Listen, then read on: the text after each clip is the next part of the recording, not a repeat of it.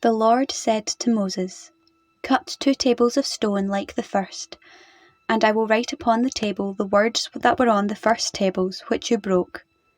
Be ready in the morning, and come up in the morning to Mount Sinai, and present yourself there to me on top of the mountain. No man shall come up with you, and let no man be seen throughout all the mountain. Let no flocks or herds speed before that mountain." So Moses cut 2 tables of stone like the first, and he rose early in the morning and went up on Mount Sinai, as the Lord had commanded him, and took in his hands 2 tables of stone. And the Lord descended in the cloud, and stood with him there, and proclaimed the name of the Lord. The Lord passed before him, and proclaimed, the Lord, a God merciful and gracious, slow to anger and abounding in steadfast love and faithfulness, keeping steadfast love for thousands, forgiving iniquity and transgression and sin, but who will by no means clear the guilty, visiting the iniquity of the fathers upon the children and the children's children, to the 3rd and the 4th generation. And Moses made haste to bow his head toward the earth and worshipped. And he said, "If now I have found favour in thy sight, O Lord, let the Lord, I pray thee, go in the midst of us, although it is a stiff-necked people, and pardon our iniquity and our sin, and take us for thy inheritance." And he said, "Behold, I make a covenant.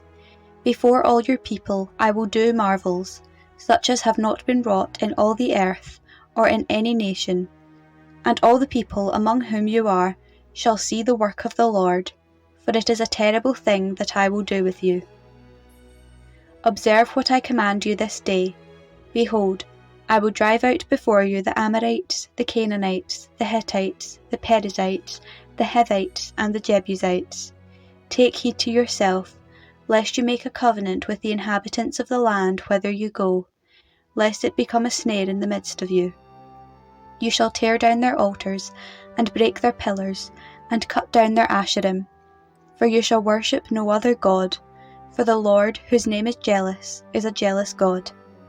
Lest you make a covenant with the inhabitants of the land, and when they play the harlot after their gods, and sacrifice to their gods, and one invites you, you eat of his sacrifice, and you take of their daughters for your sons, and their daughters play the harlot after their gods, and make your sons play the harlot after their gods. You shall make for yourself no molten gods. The feast of unleavened bread you shall keep. 7 days you shall eat unleavened bread, as I commanded you, at the time appointed in the month Abib, for in the month Abib you came out of Egypt. All that opens the womb is mine, all your male cattle, the firstlings of cow and sheep. The firstling of an ass you shall redeem with a lamb, or if you will not redeem it, you shall break its neck. All the firstborn of your sons you shall redeem, and none shall appear before me empty. 6 days you shall work, but on the 7th day you shall rest. In ploughing time and in harvest you shall rest. And you shall observe the feast of weeks, the first fruits of wheat and harvest, and the feast of ingathering at the year's end. 3 times in the year shall all your males disappear before the Lord God, the God of Israel. For I will cast out nations before you, and enlarge your borders. Neither shall any man desire your land, when you go up to appear before the Lord your God 3 times in the year. You shall not offer the blood of my sacrifice with leaven, neither shall the sacrifice of the feast of the Passover be left until the morning. The first of the fruits of your ground you shall bring to the house of the Lord your God. You shall not boil a kid in its mother's milk. And the Lord said to Moses, "Write these words. In accordance with these words I have made a covenant with you and with Israel."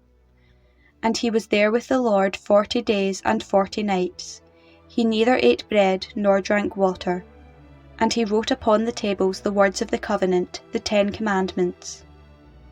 When Moses came down from Mount Sinai with the 2 tables of the testimony in his hand as he came down from the mountain, Moses did not know that the skin of his face shone because he had been talking with God.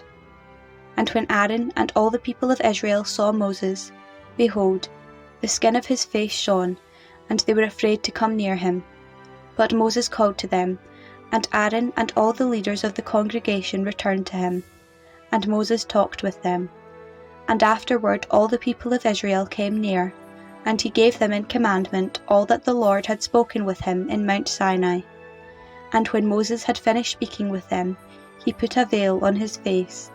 But whenever Moses went in before the Lord to speak with him, he took the veil off until he came out.